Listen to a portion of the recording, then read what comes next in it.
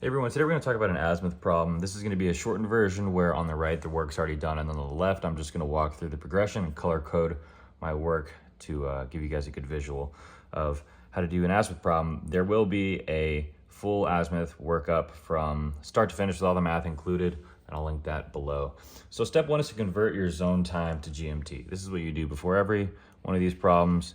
You take the zone time given and the minutes and seconds from your chronometer time, apply the error and your zone description. We're in the east, so subtract. Don't forget to change the day. Our GMT is 1936.25 on the 11th of September. The next step is to find the LHA of the sun. The way you do that is by going into your nautical almanac under September 11th for 1900 hours and apply your minutes and seconds to your GHA, apply the longitude. We're in the east, so you subtract, you find your LHA. This is step two. Step three is to find your declination. You do the same thing. You take the nautical almanac, take your declination, find if it is getting bigger or smaller as you continue down to the next declination. Apply your minutes and seconds correction to your D to find a declination of north 422.0. Step four is to enter the base arguments into the table. So here's your table. Your base arguments are here, here, and here. In the increment section, your minutes go here. Your base argument is the degrees, and on the left, I like to write all three arguments completely out. So 289, your base argument goes 289 degrees with the 47.9 minutes going in your increments column. So that's step five. Step six is to find the next higher of each argument. So step five is to find your base C. The way you do that is by going into pub 229 with your latitude over on top, your declination on the right, and your LHA is listed in the top right. So for this one, we have, a latitude of 28, declination of 4, and an LHA of 289. So 289, latitude 28, we're going to go down to 4, 102.8. Remember that your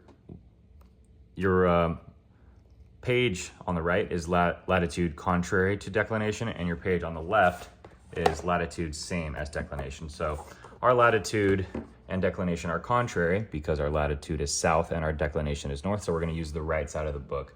Our base Z is 102.8.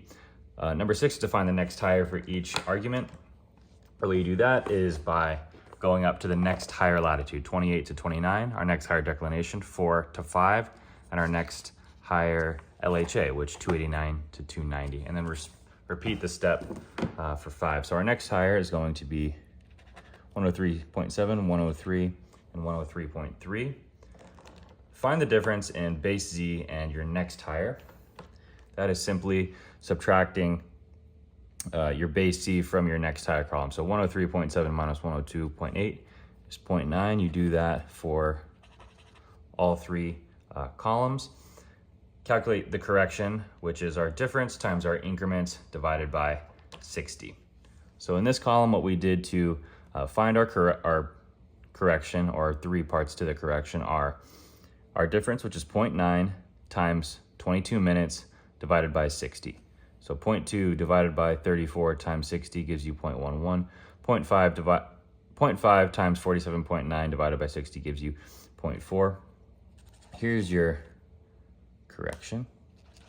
Correction's 0.84.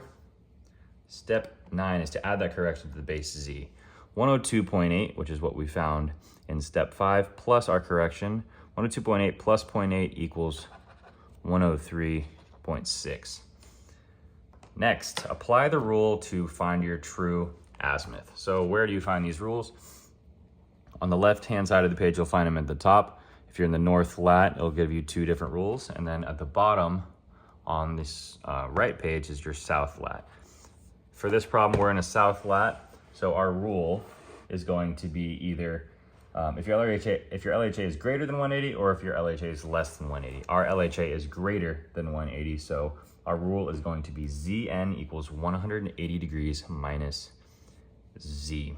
So That's going to be right here. 180 degrees minus z is 180 minus our corrected z, which is 103.6, gives us a zn of 76.4. This is our true. Step 11 is to complete the TVM DC progression. 76.4 is what we solved for. This is given in the problem.